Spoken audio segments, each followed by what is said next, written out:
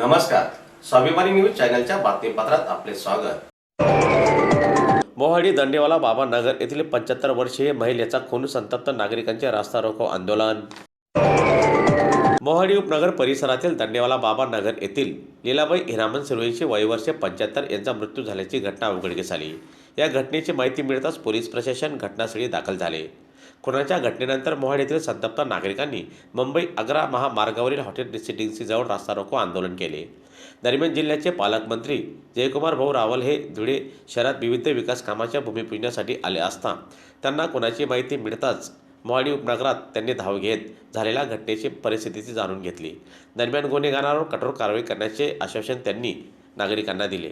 माझं नाव तेजस्विनी पद्माकर सोनवणे, मी मोहाडी एरियात राहते। इथे सकाळी आमचे इथे 75 वर्षाची आजीबाई राहत होते, त्यांच्यावरती अत्याचार करून त्यांचा खून करण्यात आला।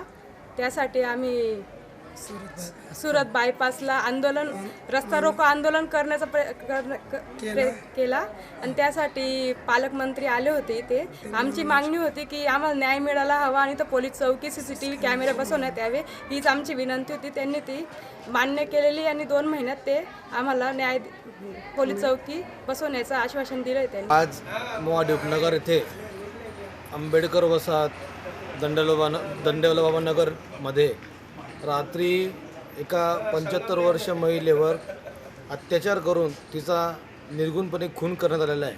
अशी अतिशय निंदनीय आणि अपमानास्पद माणुसकीला काळिमा फासणारी घटना आहे। या घटनेचा आम्ही तीव्र निषेध व्यक्त करतो।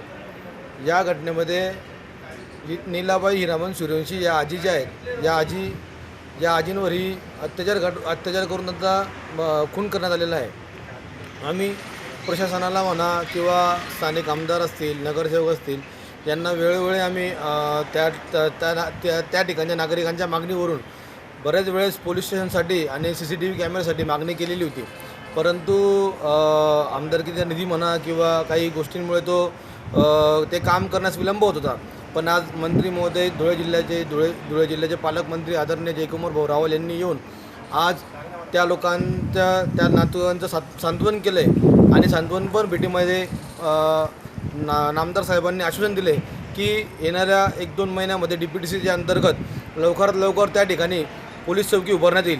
आणि त्याचप्रमाणे आज त्या भागातील नागरिकांना मी एक सामाजिक कार्यकर्ता या नात्याने गेल्या 15 वर्षापासून त्या तिथल्या लोकांची माझी नाळ जोडलेली आहे। त्या हिशोबाने मी त्या ठिकाणी मलाही याच्या वेळेस आधी भरपूर वेळा मागणी केली होती त्यांनी, पण आजच्या गोष्टीचा गांभीर्य लक्ष घेता मी आज त्या एरियामध्ये 10 कॅमेरे CCTV कॅमेरे हे लावण्यासाठी त्वरित माणसं पाठवून काम करण्यास सांगितलेलं आहे।